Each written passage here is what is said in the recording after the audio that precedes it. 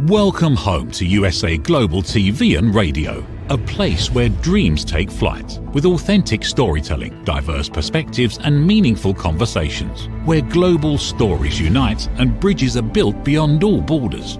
Discover world-class education, entertainment, hope and inspiration. Together, we're building bridges worldwide. Subscribe to our channel, USA Global TV. Download our app, USA Global TV. Be our guest or join our team. Visit usaglobaltv.com. Thanks to our founder and executive producer, Dr. Jacqueline Kerbeck. Music score by Yeffy Tang from Cloud Road Music. Voiceover artist Mike Porter. Creative direction by Paul Garcia. USA Global TV and Radio, your home for global connection. All rights reserved. This video and its contents are the exclusive property of USA Global TV and Radio. Unauthorized use, duplication or redistribution in any form is strictly prohibited.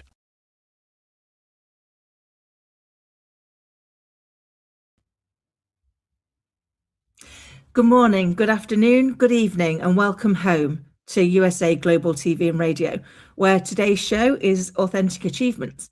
And today we're going to take a moment, or actually the whole show, so quite a big moment, to be able to think about the reflections from 2025 and how they shape our future. So unfortunately for all of you, you're stuck with just me today, as our guest was unable to join us. But I still thought this was a topic that is really worth sharing, because we're coming into that season where we start to think about our New Year's resolutions. And I don't know about you, but whenever I make a New Year's resolution, you kind of almost have to take a bet on how long it's going to take for me to break it. And that's because I don't often make them with intention around what I really want. I make them with the intention of what I don't want that's not working for me right now. I don't know if that resonates with anybody. And so this year I've decided to do something different. I actually took some time to pause and reflect and to really think about what has happened in 2025, what worked well, what have I learned, what could have gone better, and then to think really purposefully around when I sit here next year and do the same thing, what do I want to be reflecting on? Have I actually set up an intention for what I'm trying to achieve? What do I want to be proud of next year? What do I want for my little girl, for our family? And how can I therefore make sure that I'm taking intentional steps towards it? So I thought I'd start really with that first reflect on what's happened in 2025. And like many people's years, it's come with its highs and its lows. It's come with the things that have gone really well, or the things that have come out of the blue as a positive surprise. And equally, it's come with its challenges. It's come with its things where you kind of wish they hadn't happened. But as you know from listening with me, I am a big believer in the fact that everything that happens to us is a lesson, a blessing, or both. And so in those moments where I've had those lessons happen, those things that have come along that I perhaps would rather have not had to go through, I've taken the time to intentionally look at, what am I supposed to be learning here? What is this teaching me? What can I take away from this experience that will allow me to no longer hold it in frustration or in fear? And so asking myself those questions has really helped me to redefine some of the more difficult situations that I've had to go through this year. That part that says, what am I going to do differently as a result of having learned this? Is it going to be a different way to approach a conversation? Is it going to be a different way of reviewing a situation to enable me to perhaps not make the same mistake, or to find a faster route to the solution? And when I was reflecting on this with one of my friends, they were like, you're just a bit unusual, because you will sit there and you will take that time and you will look for where's the positive in this. And I guess my reason for that is, over the years, there's been plenty of opportunities to get dragged down in just what didn't go well, whether that's been illness or relationship breakdowns or the loss of people that I love, there's always opportunities to make us feel like we're not enough, we're not doing it properly, that there are different things that we could be doing differently. And particularly in the current environment where we've got a society that really is the kind of a compare and despair society. We look at the seemingly perfect lives that are displayed on social media, and then we look at the messy reality of our own life and find ourselves sadly lacking. But the truth is, what we see often on these social media platforms isn't the full reality. I don't post any pictures of me when I've got no makeup on and I've been up all night with Scarlett. That's my gift to the world. But those things do happen. We do have those days where you just don't feel your best. And how do we become more honest with it? So I wanted to kind of reflect on some of my leadership lessons of 2025. And one of my big ones was that as leaders, we've been sold a bit of a dud. We've been told for years that we're supposed to know all of the answers, that heaven forbid we share any vulnerability, or that we are curious, because curious is something for children. It's something that we should put away when we're being adult in the world. And yet it made me really start to think about, why is that? If we think about some of the greatest achievements we've had in our lives, some of the most overwhelming things that we've had to learn and overcome, one of which was learning to walk and talk in the first instance. And you kind of look at that and go, if we had to do that today, we would be overwhelmed. If I woke up in the morning and they said, Kim, you're going to have to learn how to walk again or talk again, I wouldn't know where to start. And all I would see would be the obstacles, because that feels too big. And so it made me think about, why is it then that we can do it when we're at our most vulnerable, when we're so little, and yet we can do these amazing things that today would daunt us? And so I really started looking into that. And I looked into this a few years ago, but it gave me pause this year into how we take that learning into leadership. And one of those things was that in my experience, looking at my little girl and her friends when they were learning to walk, I think it comes down to one thing in two parts, and that's belief. The first thing is, children think they're just like you. My little girl thinks we're twins. I mean, we're the oddest twins since Schwarzenegger and DeVito, but she still thinks we're twins. So when they're growing up, they just want to be like you. And if you can do it, they can do it. And they're not deterred by how many times they fail. They don't use failure as a reason to not try again. They just get up and keep going. It doesn't matter how many times they fall down on that little nappy bottom, they still get back up and give it another try. And that's because they believe in themselves and their ability to be able to get where you can be, because they're just like you. And the second part of the belief is, I've yet to see a child learn to walk that doesn't have at least one adult nearby going, come on, you've got this, you're so close.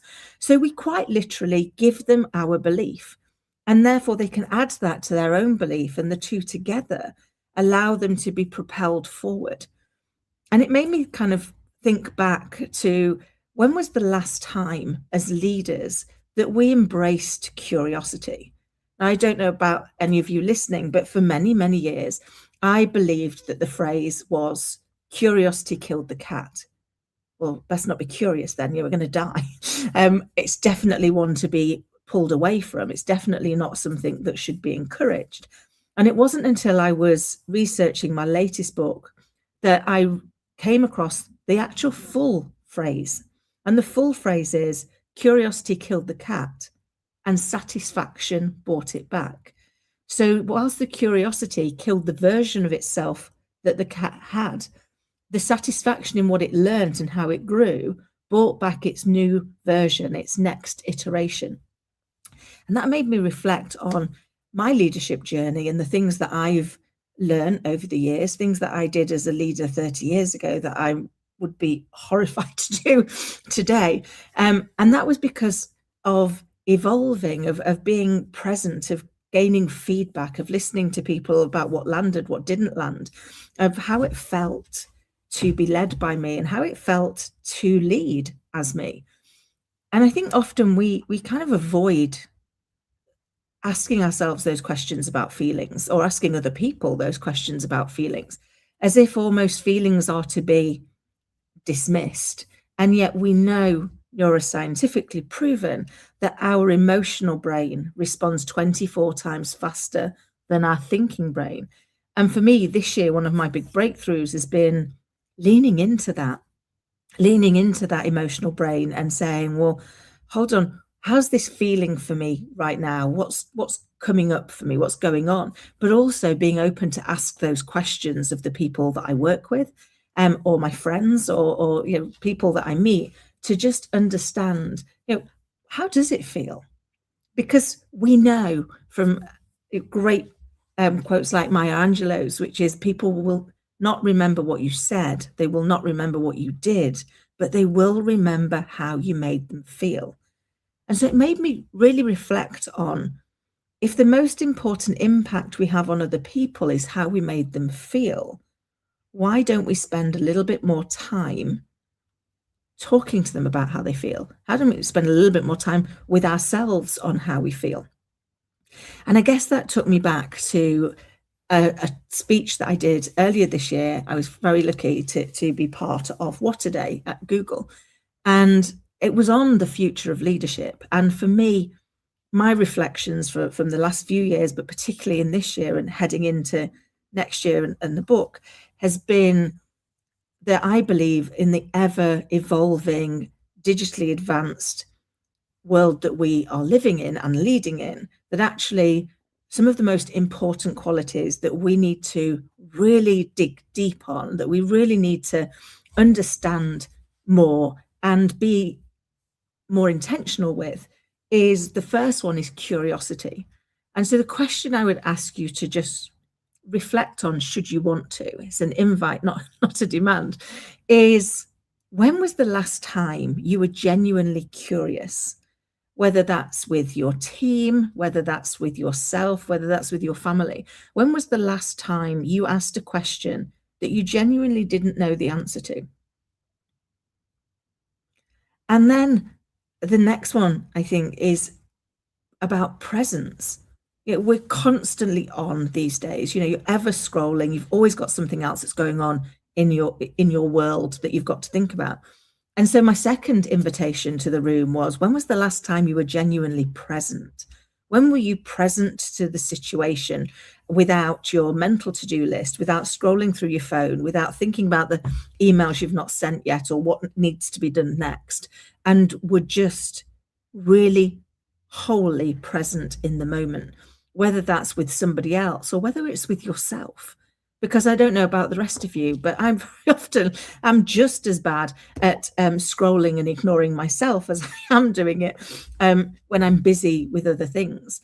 And yet when we get our real breakthroughs, often when we take those moments to be intentionally curious and intentionally present, because when we do it with intention, we really think about it from all of our senses. How did that feel? What did I say? What did they say? How did that go? And what's the takeaway that I'm going to take from that? And so for me, one of the things I've done for this year is reflect on what have been my top learns for 2025. And one of my big learns is just to stop overthinking it, to stop analyzing every potential situation. And then after the effect, analyzing everything that I could have done differently or could have done better or should have done differently. Because what I realize is, all that really does is steal my time. How many of you listening have ever had a difficult conversation that you've got to have and you put it off? And you tell yourself you're putting it off because you're preparing and you just want to make sure that you're doing it properly. And for the time that you put it off, whether that's an hour, a day, a week, a month, that plays in your mind. It's still coming. You're still going to have to steel yourself to have that conversation. And so it takes away some of your joy in all of those moments. And then when you get there and you actually have the conversation, how many times have you gone, oh, that wasn't as bad as I thought. That went a lot better. For me, that happens a lot. And so I start to reflect on it and go, okay, I actually make the situation significantly worse for myself because I doom loop on this overthinking of what could go wrong, what might not, what might not land as well as it could land, what might get in the way. And then when I get there, it never goes as badly as I thought. So why not just trust my gut instinct? Because in all of those occasions, the conversation I've had has been the conversation I knew I needed to have in that first instance. All that overthinking didn't change anything. It didn't even amend the words I choose. All it did was allow me to procrastinate whilst stealing my own joy, whilst making myself feel bad. And you think, well, okay, how's that going to change things for me in the future? Well, I'm still going to be able to have the reflection, did it go as well as I thought? Is there things I could learn that I could have done differently? But actually what I'm going to buy back is all those hours or days, or on occasion weeks, that I have wasted my energy, wasted my time on over analyzing things that were probably never going to happen. I mean, in fact, didn't happen. So they were just a waste. So one of my first things that I've learned from this year and from that reflection is to just do it. Whether that's a positive action you want to take, or whether it's to give, to tackle a situation that needs to be tackled, to just get on with it, because progress beats perfection every time. And I think it's, that for me has really helped change. If I think about how the last 3 months have gone versus how the first 9 months went, getting myself in that position where I was able to really take decisive action, like I would with a client, like I would when I was running big organizations myself. And I realized I wasn't taking my own medicine and I wasn't leading myself with the same level of gravitas, with the same level of determination and intention as I do when I'm working. And I think that was my next lesson, which is we are all leaders of our own life. And therefore, we should put as much effort into being the leader of our life as we do into leading the people that we are entrusted to lead. And when we look at it through that lens, you start to see actions, see things that you wouldn't see if you didn't take that same view with yourself. So I think for me that those lessons were giving myself permission to be human, giving myself permission to actually share that I might not know the answer, being open to somebody else learning. And that was another key reflection for me. For many years, I believed and told everybody that I had made my career out of asking the dumb girl questions, the seemingly unintelligent ones around, well, why do we do this like this? And how do we get to that point? And actually what I now realize, having spent the year writing the book and really distilling all my lessons and having interviewed some amazing people, is what I did was I asked the curious questions, the questions where I didn't know the answer, but I wanted to know the answer because the answer was going to help me learn. And it led me to remember something, I think it was in Napoleon Hill's book, but he talked about when Henry Ford had taken, I think it was the Chicago Tribune, to court for slander, because they'd basically reported that he was an uneducated buffoon of a man. And he took umbrage at this. And when they went to court, they asked impertinent question after impertinent question, all designed to prove their point that he was an uneducated buffoon of a man. And then he suddenly, after one particular question, his response was, in my office, on my desk, I have a big wooden box that has buttons all over it. And at the press of a button, I can summon to my office somebody that can answer any question that I need answering. And at that point, the court realized that that is not the answer of an uneducated man. That's the answer of a quite clever man who's going, why fill my head with knowledge I might not need when I can just surround myself with the people that have got the knowledge, and therefore I can focus on what I need in the moment. And that really gave me some further pause for thought that said, how often do we get ourselves in a place of trying to learn more and more and more things, trying to ensure that we don't get caught out as leaders, that we aren't asked a question that we don't know the answer to? And why is that? Why is that so important, that we aren't asked a question that we don't know the answer to? And when I reflected on it, I was like, well, I don't think it is that important. You know, on the occasions where I haven't known the answer to the question, of which there's many, I've known the right question to ask of the right person to get the answer, which means you get the knowledge you need, and you can move forward as an organization. But it also allows you to give your people permission to be part of the solution. And very often we don't ask them their opinion and their advice. We tell them what it is we need them to do. We tell them where it is that we're going to go. But when did we last ask them, yeah, what do you think's going well here? What do you think might not be going so well? What is it you think we know that we might not know? Because in all the organizations that I've worked in, probably my favorite question to ask is, what is the daftest thing we make you do? And whenever I've asked that, I've had people go, why do you ask that question? I'm like, because I guarantee your people will be doing something that they think is ridiculous, that they think adds no value, that they don't understand, and they assume you know they're doing it, and they don't. And that's your low-hanging fruit to be able to really drive your organization forward, is understand at every level, what are the things where people go, I don't know why we're doing this. This seems to add no value. Because one, it is silently destroying their culture, their belief in what the organization's doing. Because when you get somebody to do something that feels meaningless and unrewarding, it makes them start to feel a bit meaningless and unrewarding.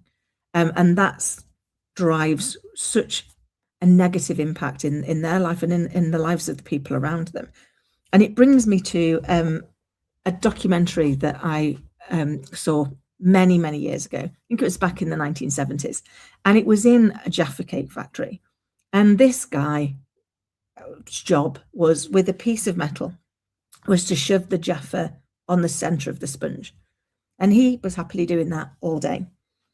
And the documentary maker was walking past and he said, my job's really important. And you could see the eye roll. And he went, okay, so talk to me about this. Tell me how your job is really important. And the guy said, well, my job is to get the Jaffa on the center of the sponge. And if you don't get the Jaffa on the center of the sponge, the chocolate doesn't fully cover it. And if the chocolate doesn't fully cover it, then the sell-by date's reduced, which means we can't sell to corner shops because their turnover isn't great enough. So our market opportunity is reduced and our market share is reduced, and we can't achieve the company goals.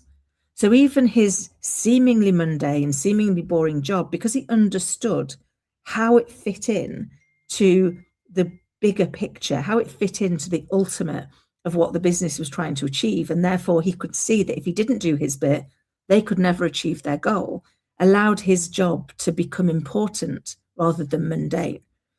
And so one of my reflections has been, how do we make sure that our people all know what their Jaffa cake moment is, all know the part they play in the bigger picture, so that they understand the things that we're asking them to do have a purpose, they have a point.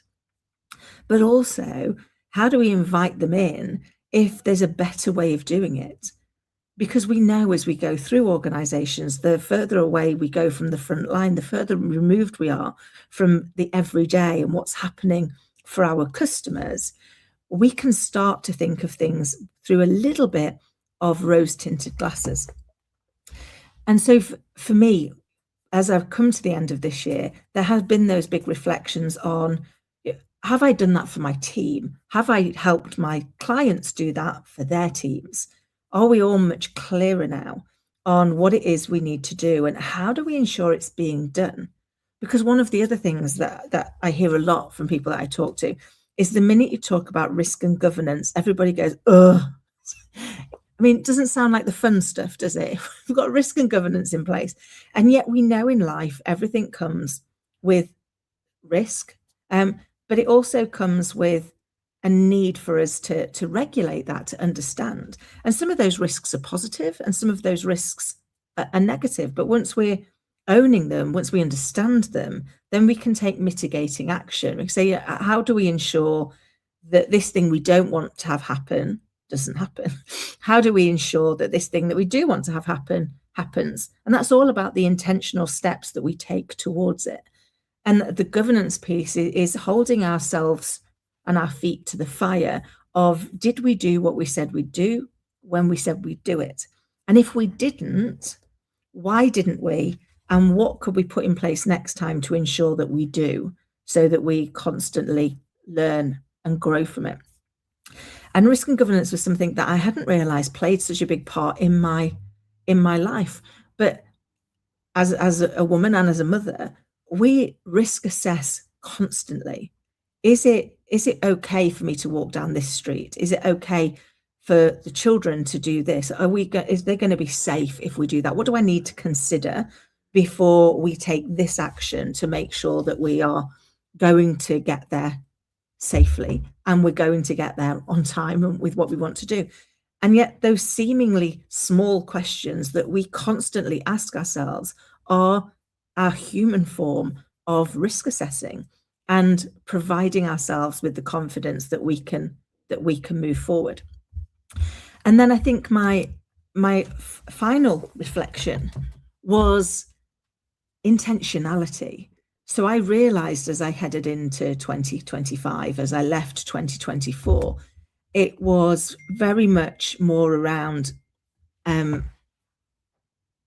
looking back and going, well, I want to resolve these things. Even the word resolution tells you you're fixing a problem. And so we come at it with a problem to solve instead of looking at actually, where do I want to be? What do I want to achieve? What am I putting out into the universe to say, this is where I'm going. This is what I want to do. And so as we got to, kind of probably midway through the year, I started to think about things much more intentionally, much more around actually what do I want the end of the year to look like? What do I want my life to look like?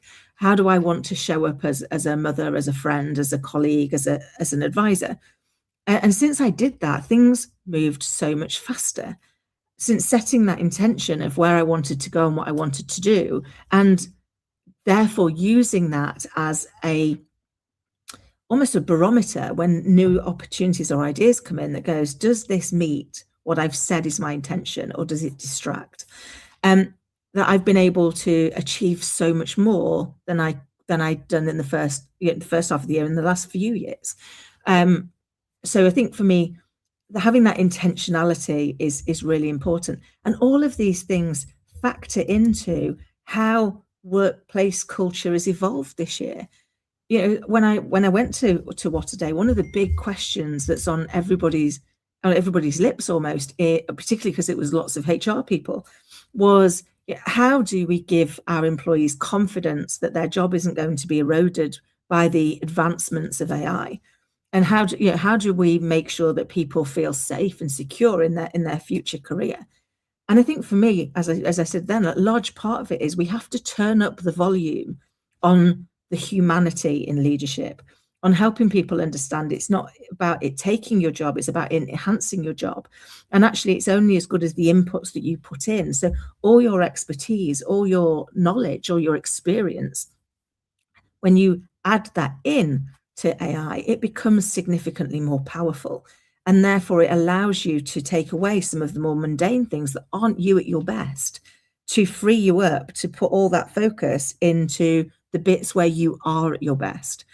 And so I think we need to provide an environment and a culture where actually we are giving people permission to be part of the solution. We're openly talking about, how does it feel to do what we're doing?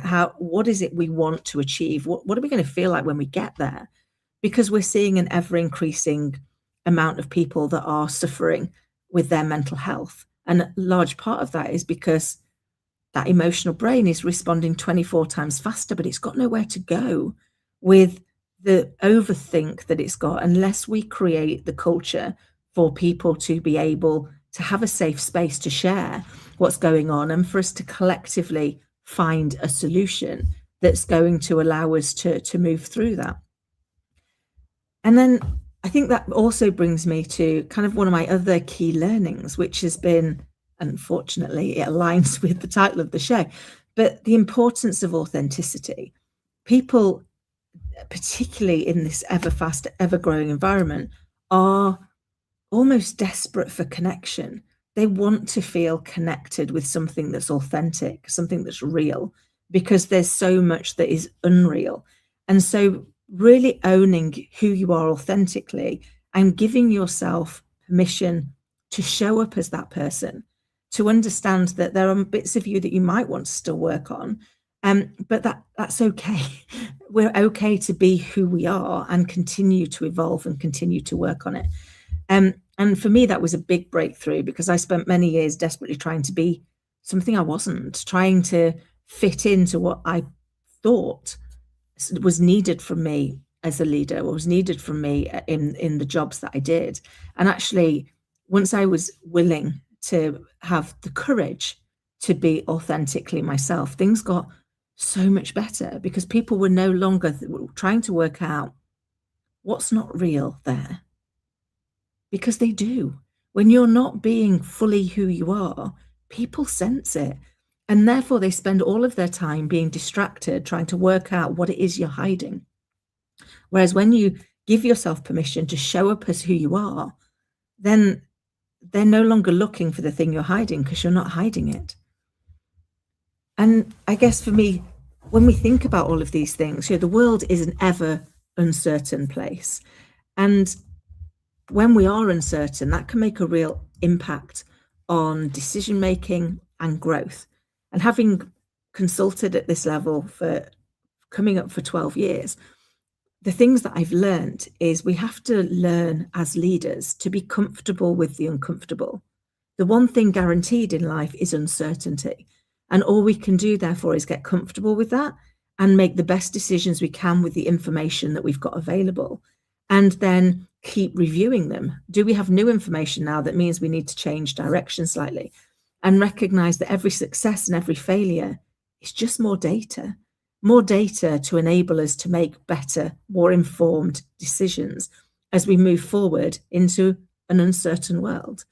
And that can be easy to say and hard to do. But I guess for me, the thing that holds me steady is every single one of us has survived 100% of the shots that life's taken at them so far.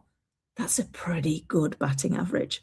And that should give us some confidence that if we follow the constant learning, the constant reviewing and the iteration, because if you look at all of the big successes in life, whether it was the finding of a light bulb. You talked, Thomas Edison has a great quote, which is, I didn't find one way to create the light bulb. I found 10,000 ways not to do it. And what he did was he kept iterating. He kept looking what could be different, what could go slightly. It wasn't rip it up and start again. It was constantly reviewing for what are the one or two little levers that we could change, the little levers we could drive. But you take that attitude into your organization, into your culture, and invite everybody else to do it as well. And imagine how much faster you will get there. And I think, so for me, when I'm thinking about how reflection shapes better leadership and better impact, it really is down to that, looking for those iterations, looking for those elements that go, this is doing okay, but are there any parts of it that could go better? Or this isn't going as well as expected, but are there parts of it that are doing really well? And so how do we make sure that we are just in that space of constant iteration? And for me, that kind of pulls us back to where I started today's show, which is around the skills I think we need, not just as leaders, but in life. to turn the volume upon is to be curious. What's going on in my world? What's going on in your world? What's going on in the environment, in the economy, in the world as a whole? Because the more we're curious, and the reason why for me curiosity is so important is when we're curious, we seek information without judgment. We're not seeking to tell you you're wrong and prove that we're right. We're just interested. Want to learn something that we didn't know before. And so I think curiosity is crucial. I think intentionality is crucial, because if we were just curious, we could fall foul of being that toddler that just goes, but why? But why? But why? And I don't think that's the life any of us would really want to live. So being intentional about our curiosity, what is it I want to open my mind to and learn from and see where that takes us. And then being really present. So one of my biggest takeaways from 2025 has been putting in moments of thinking. I was that busy doing and had a to-do list longer than I am tall, and realized that how much of our time do we waste simply doing tasks that actually weren't important in 5 days' time. If we'd not got to them, the world wouldn't have ended. It wasn't that important. And yet we tick them off first because we know we can get them done. And so I started to do a process of, at the end of each day, reflecting on the day and coming up with what were the 3 things, maximum of 3, that needed to be done tomorrow for tomorrow to be a success, whether that was as a business leader, whether that was for the organizations that I was helping, or whether that was as a human being and a mum. And taking it down to just 3 that were really important, rather than 103 that were diluted, was a place that allowed me to really start to make progress, to make decisions. And so as we come to the end of today's show, I would invite you to take a moment of pause as this year ends and to really reflect on, what are your takeaways? What are you proudest of? What have been your greatest lessons? And how are you going to take those 2, the things that you're proud of and the lessons that you learned getting there, to shape next year with intention?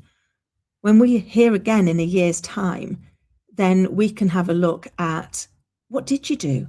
How did you live up against that intention? How did you move forward against where you were going? Because one of the things that I learned a long time ago is I was running away from what I didn't want instead of running towards what I did. And so we're going to just share briefly before I go, some of the things that I'm proudest of this year has been the launch of my children's book. It's been my first ever children's book, and I've been blown away by how kind people have been. But the reason I share this is I started writing children's books when I was 7, and I'm 52. So that's 45 years in the making. And that was because I told myself it wasn't for me. That's not what I can do. That's not where I fit. And the reason this book got wrote was because I wrote it for my little girl. It was only ever supposed to go for her until somebody else read it and said it needed to go further. And I share that with you because if you've got a dream inside you that you've been telling yourself you can't do,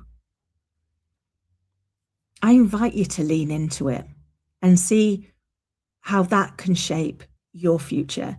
Because my reflection is that I spent years telling myself I couldn't do this until the reason for doing it became significantly more important. My reason for doing it, to help my little girl through a particular day, was more important than my ability to do it. And once that happened, it went out into the world, and I realized I could do it. So as I sign off, I would like to say that anybody listening and watching, if this resonates, then please take my invitation to spend a bit of time being curious about the year you've just had and being intentional about the year ahead. And until next time, take care.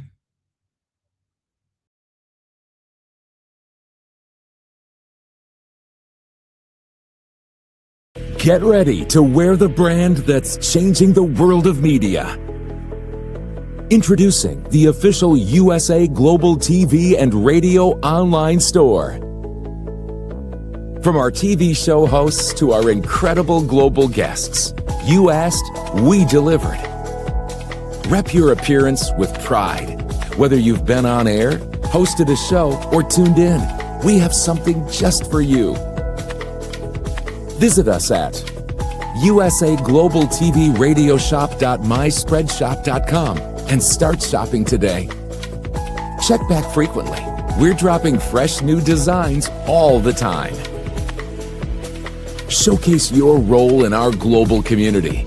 These designs celebrate your voice, your story, your presence.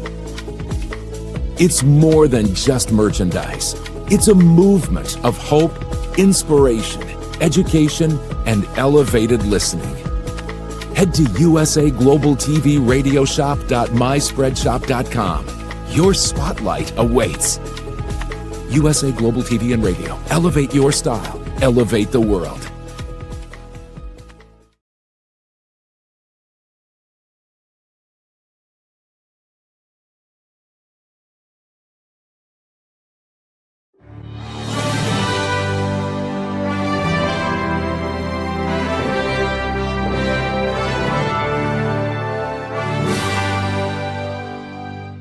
Which of these 5 statements sounds mostly like you? 1. I often wake up in the middle of the night worrying about my future. 2. I'm angry or resentful towards a specific person. 3. I have anxious, obsessive, compulsive thoughts throughout the day. 4. I have an addiction like smoking, drinking, shopping, sugar, or social media. And 5. I feel that I'm wasting away my life. Hello, I'm Dr. Alkistis Agio, and for over 25 years, I've been coaching and training people from all over the world to transform their fears, insecurities, anxiety, and anger into mental and emotional freedom. I'm confident that my simple 3-step method based on Greek philosophy can help you to transform into the joyful, confident, free human being that you deserve to be. I want to invite you to join my weekly online coaching group to finally get the results that you want. Look, you've tried it alone so far, and you've had some okay results. But let's face it, you're still feeling stuck right now, spinning your wheels. Einstein said that insanity is doing the same thing over and over again and expecting different results. Now, unless you realize this as a fact, that you are a prisoner of your own mind, you can't move forward. I'm here to support you, as well as the whole community that we are co-creating. Stop feeling stuck. Stop feeling depressed. You don't have to do it alone, and alone isn't working anyway. Sign up today, and I'll meet you on the inside of our amazing weekly group call. I guarantee that you'll make progress from the very first session.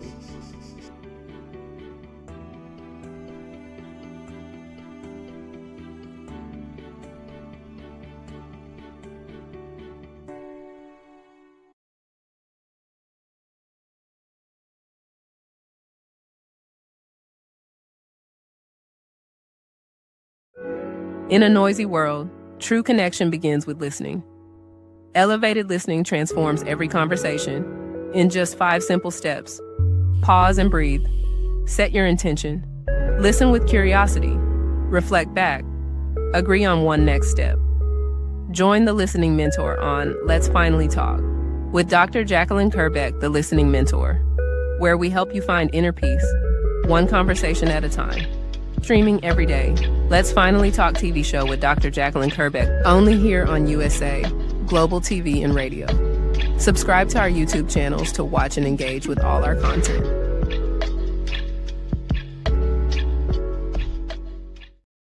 Thank you, viewers and listeners of USA Global TV and Radio, for joining us today. We're honoured to have your time and attention as part of our global community. At USA Global TV and Radio, we believe in the power of authentic conversations, meaningful connections, and creating a world of possibilities together. Want to be part of something bigger? Join our team of elevated listeners at usaglobaltv.com, a space where your voice matters and your ability to listen transforms relationships. Stay connected with us across all our platforms for thought-provoking discussions, expert insights, and empowering stories. Subscribe to our channels at youtube.com/c/USA-Global-TV.